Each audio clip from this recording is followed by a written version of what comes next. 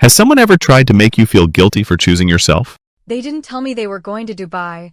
Not a single word, not even a hint. And it's not like we don't talk. Or didn't, I guess. I'd just been over for Sunday dinner the week before, sitting at the same stupid dining table I grew up eating over, the same one with the chipped leg Dad still swears he's going to fix even though it's been leaning for about 20 years now.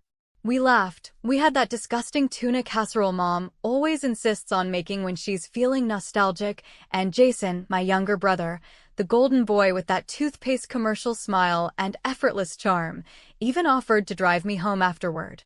And he did. Not a word about Dubai. Not a mention. Not even a slip-up. I only found out through a fucking Instagram story. It was my cousin Brianna who posted it first. A boomerang, that looped little clip people post like it's the most clever thing in the world, of a champagne glass raised midair with the Burj Khalifa glowing in the background. The caption said something stupid like, "Desert dreams with my favorites clinking glasses." There were 5 glasses clinking in that clip. I counted them. I looked at it a dozen times. Jason's bracelet, the leather one he never takes off, was in the shot. My Aunt Colleen's gaudy French manicure. Even my mom's laugh was barely audible in the background. I stared at that video for almost an hour before I dared click through the rest. Brianna, Jason, my mom, my dad, and Colleen. All of them. In Dubai. Together. Not one of them thought to tell me. At first, I figured maybe it was a last-minute thing. Maybe someone invited them out. Maybe Jason had a work thing and dragged them along. But that theory died fast when I saw the matching luggage tags in Brianna's photo, monogrammed, planned, probably bought weeks ago. And when I saw the family group chat, that was when my stomach dropped. The last message I had sent was 2 days earlier, a meme about Dad's obsession with Costco samples. No one had responded. Not even a LOL. That's when I called my mom. She picked up on the second ring, cheerful as always, with that sing-song voice she uses when she's around people with money. I asked her, straight up, why no one told me about the trip. Her tone didn't change. She said, "And I will never forget this, sweetheart. We just didn't think it was your kind of thing. You wouldn't enjoy it anyway." I didn't know what to say. I felt this wave of heat in my chest, like my ribs had suddenly shrunk and my heart had nowhere to beat. I asked her what that even meant. She said something about how I don't like fancy places and how I always get awkward around Jason's friends, and how, and this is rich, I'd be miserable in that heat with my sensitive skin. It was excuse after excuse, wrapped in that fake cozy tone she uses to dismiss people without ever sounding cruel. I wasn't angry, not yet. I was confused. I tried to ask if I'd done something, if I'd said something at dinner, maybe, or if Jason was mad at me for something. But she brushed me off, said they were in the middle of ordering food and could she call me tomorrow? I said sure. She never did. You ever feel like your life is a sitcom and they just decided to write you out between seasons? That night I couldn't sleep. I lay awake scrolling through their photos. Jason grinning with a falcon on his arm. My dad in a ridiculous linen shirt pretending he's Lawrence of Arabia. My mom pretending she's relaxed and spontaneous with a cocktail in a floating pool bar. It was like looking at a version of my family that had already moved on from me. They looked lighter. Like I'd never been in the picture to begin with. I tried texting Jason. Just one line, "Was I not invited?" He read it. No reply. A few hours later, I got a message. "Don't make this harder than it needs to be." That's when it hit me. This wasn't some accidental oversight or innocent miscommunication. This was coordinated. This was exclusion, plain and simple and done in such a casual, matter-of-fact way that it made me feel like I was the one being unreasonable. And here's the thing. I'm not dramatic. I'm not the kind of person who starts fights or needs constant attention.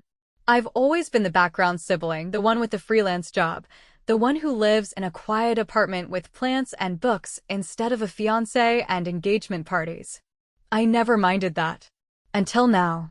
Until I realized that maybe they were never planning to include me at all. It's wild, isn't it?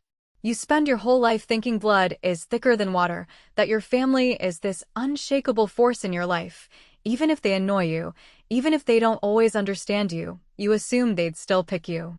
But sometimes, they don't even see you. Let me ask you something and be honest. Have you ever felt like the people you love the most had a meeting behind your back and quietly decided they were done with you? Like they just voted you off the island? Comment below, because I swear, I can't be the only one who's been cut out without even the decency of a fight. Anyway, the next few days were weird. They kept posting. More food, more camel rides, more group selfies. They looked like a campaign ad for some luxury resort. And me? I just stopped checking the chat. I told myself I was overreacting, that I was being too sensitive, that maybe this was just a one-time thing and they'd come back, and it would all go back to normal. But then, 3 days later, I went by my parents' house to drop off a birthday card for my dad. No one was home, obviously. They were still off sandboarding or whatever, but the house key still worked, so I let myself in. And that's when I noticed something. There used to be this photo in the hallway, a family photo from Christmas 2 years ago. Jason in the middle, arms around Mom and me. I'd always hated that photo because my sweater made me look bloated and my hair was frizzy, but it was the only picture where I looked genuinely happy. It had been in the same frame, same wall for years. Now it was gone. Not replaced. Just gone. And I swear to God, the tiny empty hook in the drywall looked more like a statement than anything anyone in that house had ever said out loud. It's funny how silence can scream louder than any insult, louder than any confrontation, louder than even a full-blown argument where things get broken and nothing really gets said, because at least in a fight, someone's still trying to be heard, still trying to matter. But when they go quiet, when they all decide, together, without coordination, but somehow in perfect unison, to act like you're no longer there, no longer relevant, no longer someone worth responding to, that kind of silence has a sharpness to it that cuts in places you didn't even know were still soft. The first week they were gone, I tried to keep pretending things were fine. I did what people do when they're trying to hold on to normalcy, like a threadbare sweater they should have thrown out 5 years ago. I kept sending little things in the family group chat, just to test the waters, little jokes. A photo of a funny bumper sticker I saw in the parking lot, a news article about the weird old neighbor down the street who got caught growing mushrooms in his attic. Nothing serious, nothing emotional, just enough to say, "Hey, I'm still here, remember me?" The other sibling. But there was no reply. Not a single thumbs up, not even the passive-aggressive scene mark that lets you know someone bothered to look.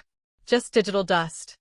I called my dad a few days in, thinking maybe, just maybe, he'd at least pretend he was confused or apologize in that half-assed way he does where he makes it sound like he's the one being inconvenienced. His voice when he picked up was almost robotic, like he was reading from a script he didn't want to memorize. He asked me how I was twice, like he forgot he'd already said it, and when I asked him, gently, about the trip, he just said something vague about it being one of those spur-of-the-moment things, and how we all just needed a break. A break from what? I almost laughed, because if anything, I'm the one who's been keeping the peace in this family, the one who shows up for every stupid birthday dinner, who sends thoughtful gifts no one thanks me for, who never complains when Jason starts dominating the conversation like the sun came up just to shine on him. When I tried to press him, just enough to get clarity, to understand what I did wrong, he mumbled something about letting things cool off, and then wrapped it up by saying he had to go, that they were heading out for a sunset dinner cruise, and oh, by the way, say hi to your plants. And that was that. My dad, the man who used to spend hours teaching me how to tie knots in the garage and let me stay up late to watch old westerns with him, now couldn't give me 5 minutes without fidgeting like I was asking him for a kidney. I didn't bother calling my mom again. And Jason, well, Jason had made his position painfully clear with that one text. Don't make this harder than it needs to be. The arrogance of it, the sheer cold calculation buried in that one sentence, hit me days later like a delayed punch to the chest. What was I making harder? My own slow erasure? The process of being silently ejected from a family I'd spent my entire adult life trying to understand, trying to belong to even though I never quite fit the mold? And the strangest part, what kept me up at night, what made me question my memory, my sanity, my entire goddamn identity, was that they never said I did anything wrong. No fight. No falling out. No betrayal or blow-up. Just this slow, passive disappearance, like they were hoping I'd be too polite to ask where I went. After they got back, things got worse in that quiet, civilized, suburban way that makes everything feel like gaslighting, like maybe you really are the problem just because no one will admit there's a problem. The chat came alive again, but I was invisible. Messages flew back and forth about how jet-lagged they were, about the incredible brunch buffet at that rooftop place, about the wild camel ride that made Jason's back sore for 3 days. I watched the thread light up like a party I was watching through a locked window. My name didn't appear once. What burned more than anything was the way they acted like nothing had happened, like this wasn't a massive shift in the foundation of our relationships.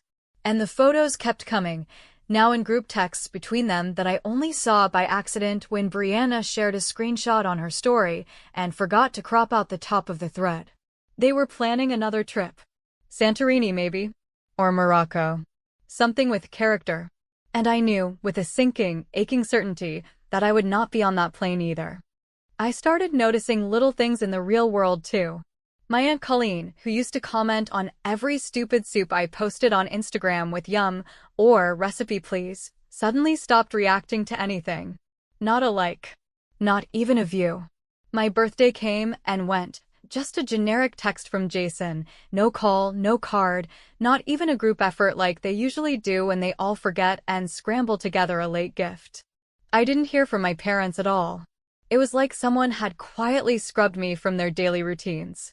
Then, one afternoon about 2 weeks after their return, I ran into Brianna at the grocery store, just totally random, both of us reaching for the same overpriced salad mix and the look on her face.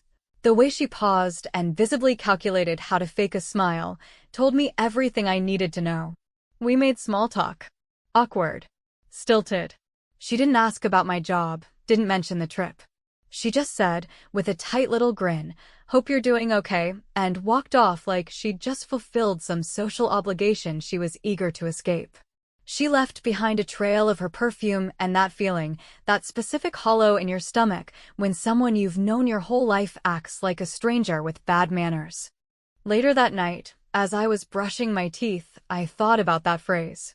Hope you're doing okay. It's what people say when they know they've participated in something cruel and want to distance themselves from the consequences without actually owning any part of it. It's the verbal equivalent of leaving a casserole on the doorstep after burning down the house. But I wasn't okay. Not because they excluded me. Not because they were posting beach pics while I sat home watching old reruns and trying not to spiral. No, I wasn't okay because, for the first time in my life, I realized they never saw me as part of them. I had always been adjacent to the family, close enough to photograph, but not close enough to consult. I had been tolerated. Now, they didn't even need to pretend. And when I opened my phone the next morning and saw that I'd been quietly removed from the chat, not even with a warning, not with a message like, "Hey, we're switching to a new thread," but just gone, well, that was the moment the fog started to lift. Because ghosting someone isn't silence. It's a message. And mine had been delivered loud and clear. The day I came back to the house, the one I still, out of some stubborn loyalty to childhood habit, called home, even though I hadn't lived there full-time in years, it wasn't for anything important. I didn't come for confrontation or answers or even to see anyone. I came for a stack of boxes I'd stored in the guest room closet, things I hadn't needed in my apartment but didn't want to throw away, either old photos, a few childhood books, my college notebooks with ridiculous doodles in the margins, keepsakes from a life that had felt, for so long, intertwined with people who now seemed determined to scrub me from every corner they controlled. I still had the garage code, which hadn't been changed since I was in high school, and when I pulled into the driveway, the sense of familiarity hit me like a sucker punch to the ribs. That same cracked birdbath still sat by the porch, the one Jason knocked over when we were kids and swore he didn't touch. The garden hose was still tangled like a pile of sleeping snakes near the spigot. And for a split second, just a single, traitorous second, I thought maybe I'd imagined it all, that maybe they'd greet me with an awkward, sheepish explanation and laugh about how bad they were at planning and how it was all just a miscommunication that spiraled. But houses don't lie. And neither do doorways. When I walked in, the first thing I noticed was the air cleaner, somehow emptier, like something essential had been removed. The furniture was the same. The walls were still covered in the same bland artwork my mom always bought in bulk at discount stores. But something was off. It took me a moment to realize that the house wasn't missing a thing. It was missing me. There had always been this weird, chaotic energy around the guest room. My room, technically, even though it wasn't mine anymore. It was where I crashed when I stayed over, where my high school trophies collected dust, where the comforter still had that faded daisy print my mom thought was fun. But now it was sterile. Not just tidied. Not just reorganized. Empty. As in cleared out, as in stripped down to its drywall bones. The bed had been removed completely. The closet was open, door unhinged, as if someone had yanked it too hard in a rush and never bothered to reattach it. The stack of boxes I'd come for? Gone. Not misplaced. Not shuffled into a different corner. Just gone, as if they'd never existed, as if I'd never placed any part of myself in that space to begin with. And the strangest part wasn't the physical absence, it was how ordinary it was. No note. No, hey, we needed the room. No explanation. Just a clean, empty room and the kind of silence that feels deliberate. I stood there for a long time. I don't know how long, maybe 10 minutes, maybe more. I just stared at the vacant floor like it might confess something if I waited long enough. I kept thinking about the boxes, what had been in them, what I'd kept and forgotten about, what pieces of myself had been too inconvenient to store. My yearbooks, my journals, a sketch I drew in college that Jason once said looked like a dog having a seizure. I wondered if they'd thrown it all out. Or if, worse, they hadn't even looked, just hauled it to the curb like so much clutter, not worth the space. It wasn't just the room that was gutted. It was the group chat, too. After I left the house and got back in my car, I opened the family thread again, not because I expected anything, but because habit dies hard, and part of me wanted to feel the sting one more time, like poking a bruise just to prove it still hurts. But the thread was gone. At first, I thought I'd accidentally deleted it. I searched for it. Nothing. I scrolled through my messages again. Still nothing. Then it hit me, not only had I been removed, but the entire chat had been replaced. They'd started a new one. Not just excluding me. Replacing me. And that's a very specific kind of betrayal, being quietly unfriended by your own blood, not because you screamed or failed or embarrassed them, but because you didn't fit into whatever new version of the family they were building. Because you weren't shiny enough, successful enough, pliable enough to play along with the carefully curated image they wanted to project to the world. Because you were the person who remembered too much and asked too many questions and didn't swallow bullshit for the sake of a holiday card. Later that evening, when I finally managed to choke down half a sandwich and convince myself not to cry over it again, I got an email from a mutual friend of Jason's and mine. We hadn't spoken in a while. He was more of Jason's circle, the type of guy who always showed up with 2 kinds of craft beer and too many opinions, but the message was short. It said, "Congrats to Jason. Big promotion. I hear he's working with you now? Wild world." I read that line 3 times before it registered. Jason. Working with me. My company. The job I had applied for 2 months ago, the internal posting in my own department, the one I didn't even get a call back for despite being overqualified, Jason got that job. He hadn't told me. No one had. And suddenly all the pieces started to fall into place, not neatly like a puzzle, but violently, like glass shattering in slow motion. He had been handed the role I'd applied for, a role they had to know I wanted. Which meant someone, maybe my mother, maybe my cousin's fiancé who worked in HR, maybe all of them together, had orchestrated this quietly, efficiently, behind closed doors and smiling faces. And I realized something then, something so simple it should have come to me sooner. They weren't just leaving me out of vacations. They were actively replacing me. Professionally. Personally. Emotionally. And the worst part? They were doing it without flinching. I sat there on my couch that night, staring into the dark living room, thinking about all the moments that now made horrible sense. My resume getting lost, my interview getting canceled last minute, the vague HR email that never followed up. It wasn't incompetence. It was intent. A quiet, suburban coup. A family choosing the sibling with more charm, a prettier girlfriend, better stories for cocktail parties. I thought I would scream. I thought I would throw something. But I didn't. I just sat there. Cold. Still. And then I smiled. Not because I was okay, but because something deep inside me, something I hadn't heard from in a long time, whispered that maybe, just maybe, it was finally time to stop asking why they didn't want me. And start asking what I was going to do about it. There's a certain clarity that comes when you finally stop begging for explanations from people who have already decided you're easier to erase than to face. It doesn't come all at once, not like a revelation in a movie where the music swells and the protagonist has a triumphant montage, but in slow, creeping waves that wash over your denial until you find yourself standing on a cold, emotional shoreline with the undeniable truth staring right back at you. They didn't forget me. They didn't overlook me. They chose this. And the moment I accepted that, something in me hardened, not in a bitter, vengeful way at first, but in a steady, sobering sort of way that made everything quiet down inside me. Like a room where the radio's finally been switched off after playing static for years. I didn't spiral. I didn't call and scream. I didn't write a long, self-righteous letter or post cryptic quotes online hoping someone would ask what happened. I didn't even cry, not anymore. I got still. I got silent. And then I started digging. Because if they had planned this, if Jason had stepped into a position I had been aiming for, a role in a company I had invested years of time and energy into, then there had to be more beneath the surface. Something about it stunk of orchestration, not just favoritism, but strategy, the kind of cold manipulation that requires hands pulling strings while smiling faces look you dead in the eye and tell you nothing's wrong. I knew my cousin Brianna's fiancé, Matt, worked in HR. Not directly in my division, but close enough that he would have access to internal postings, background files, application trails. Close enough to bury a resume. Close enough to nudge a decision. Close enough to make me disappear on paper without ever making a scene.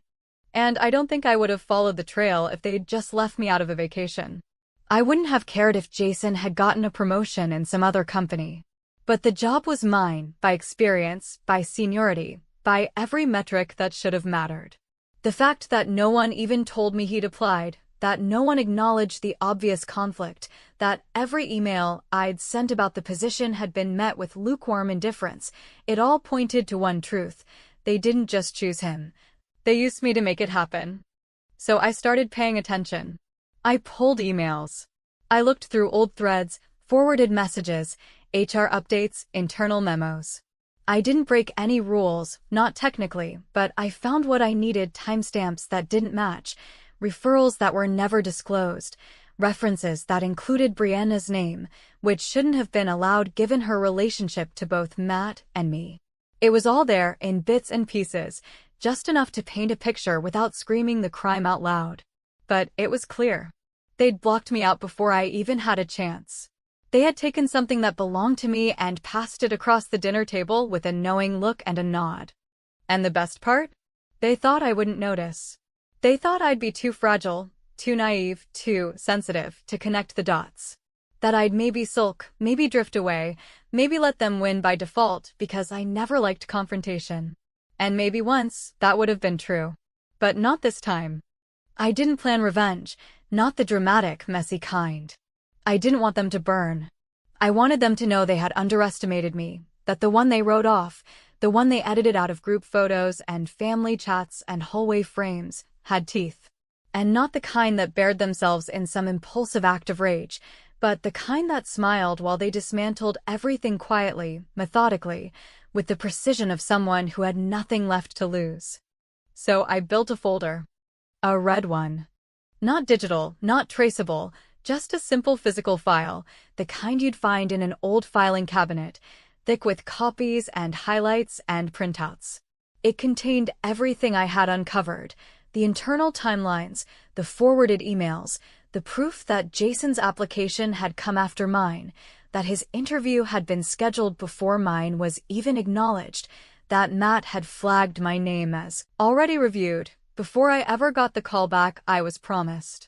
There were post-it notes on each page, not angry, not bitter, just factual.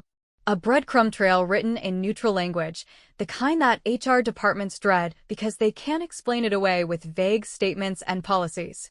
It was the kind of folder that doesn't accuse, but demands explanation. And I didn't send it to my boss. I didn't send it to HR. I didn't go public or escalate it in some righteous internal complaint. No. That's what they'd expect, an outburst, a tantrum, something they could frame as me not being able to handle it. I left it at Brianna's door. I waited until I knew she'd be home, until I knew she and Matt would both be there, probably prepping for one of their casual wine nights that they always turned into elaborate, social media-ready events with matching charcuterie boards and coordinated napkins. I left it right on the mat, not hidden, not sealed, not even inside an envelope, just the red folder, bare and bold, staring up at them like a quiet accusation with no sender. And then I turned off my phone. I unplugged my laptop. I left the city. Not forever. Just for a while. Just long enough to let the silence echo the way theirs had, long enough to let them sit with it, to wonder if I'd finally cracked, or worse, figured it out. Because here's the thing about people like them, they don't actually fear consequences. They fear exposure. They fear that polite, collected people like me will one day stop absorbing the impact and start aiming it back at them with the same calm, unrelenting precision. I don't know what they thought when they opened that folder. I don't know if they panicked or fought or tried to cover their tracks. I don't even know if Jason ever figured out how much he didn't earn what he got. And I didn't care. Because revenge isn't always fire and fury. Sometimes revenge is just information, placed in the right hands, at the right time, without any emotion to cloud its weight. Sometimes, the most devastating blow isn't a scream, it's a whisper that says, "I saw what you did. And I'll let you destroy yourself with it." There's a moment, quiet, still, and impossibly heavy, that comes after the storm, not when the wreckage is cleared or the damage assessed, but when the silence stretches long enough that you start to realize you've changed, not in a dramatic, movie-worthy kind of transformation, but in the deeply uncomfortable sense that something inside you has shifted so permanently you'll never quite fit into the old version of yourself again.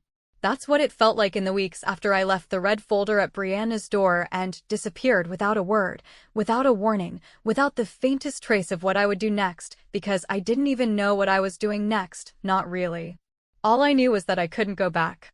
Not to the house, not to the job, not to the chats or the Sunday dinners or the annual photo shoots where I was always placed at the edge like an accessory no one quite knew what to do with. I had to disappear, and not just from them, but from the version of myself that kept asking what I had done wrong, as if the burden of their betrayal belonged to me. I booked a one-way ticket to Iceland. Not for the drama of it, not to make a point or post a sunrise picture with some poetic caption, but because I wanted the kind of silence that was earned, not inflicted. I wanted to stand on cliffs that didn't care about my last name, to breathe air that hadn't been touched by my family's judgment, and to spend entire days without having to second-guess every word that came out of my mouth.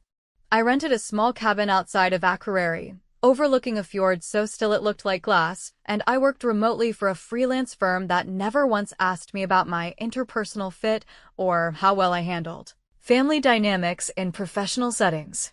They paid on time. They didn't care about my last name. And for the first time in years, I woke up without the weight of being tolerated instead of loved. I didn't check social media. I didn't read texts. I didn't even look at emails unless they were about deadlines. But slowly, inevitably, little fragments started to reach me, carefully worded updates, quiet whispers from mutuals, forwarded messages that someone accidentally sent my way. First it was Jason. Apparently, something had gone wrong at work. The promotion that looked so seamless began to unravel when the hiring paperwork was questioned. Nothing major at first, just a missed reference, a timeline discrepancy. But in big companies, details are everything. HR had no choice but to reevaluate the decision, and reevaluating turned into pausing, and pausing turned into pulling the offer. Jason didn't lose the job, not technically, but they reassigned him to another department, further down the ladder, far from where the spotlight had been waiting. He still showed up on LinkedIn with a confident smile, still posted vague updates about exciting new opportunities, but the cracks were there, visible to anyone who knew what to look for. Then came Matt and Brianna. Word was, there had been a situation, something about ethical concerns, a compliance review, a reorganization that just happened to include Matt's role being absorbed into another team. The engagement photos stopped. The wedding hashtag disappeared. And slowly, Brianna's feed shifted from aspirational brunches and filtered sunsets to long captions about reevaluating what really matters. I didn't gloat. I didn't smirk. But I noticed. And then there was my mother. I didn't hear her voice for almost 8 months. Not directly, anyway. But on my 36th birthday, I received a postcard. No return address, no signature. Just a pale, sun-bleached photo of the Dubai skyline and a single line written on the back in handwriting I hadn't seen since she stopped sending holiday cards in her own script. I hope you're happy, wherever you are. There was no apology. No acknowledgement. Just that hope. As if she couldn't bring herself to ask for forgiveness, but also couldn't stand not to reach out. I didn't reply. Instead, I sent her one back. No message. No return address. Just a blank postcard, white, empty, weightless. It became a ritual, one I never told anyone about. Every year, on the anniversary of the day they left for Dubai, the day they forgot to include me, I sent a blank postcard to each of them. One to my mother. One to Jason. One to Brianna. I never wrote a single word. Never included a clue. Just the silence they had handed me, returned neatly, without malice, without drama, just proof that I hadn't forgotten. Because that's the truth, isn't it? We don't forget. We carry things long after they've happened, long after we've said we're fine, long after we've moved across oceans and built new lives and stopped crying over empty rooms. We carry the weight of being discarded, of being misunderstood, of being quietly erased by people who once kissed us goodnight and packed our school lunches. And we learn, slowly, how to live with the silence they left behind, not by filling it, but by shaping it into something that doesn't hurt anymore. People ask me sometimes why I left so suddenly, why I cut off my family without a final conversation, without an attempt to reconcile or talk it through like adults, and I never know how to answer without sounding cruel. But the truth is, I didn't leave them. They left me. They left me the moment they looked at my seat at the table and decided it was optional, the moment they traded honesty for comfort, the moment they chose to act like my absence was easier than my presence. So I let them. And in doing so, I found something they'll never get to take back.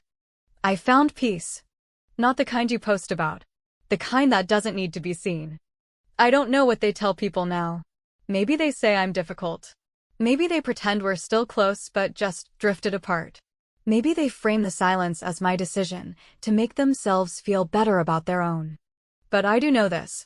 When you take someone for granted long enough, when you teach them they're replaceable, you'd better be ready to live with the version of them that finally believes it. They took my brother to Dubai and left me behind with a lie wrapped in politeness, with a fake smile and an empty excuse about how I wouldn't enjoy it anyway. And when they came back, they found my room empty, my name gone, and a silence waiting for them that didn't ask for an apology, it asked for reflection. They thought I was the one they could live without. So I made sure they learned how.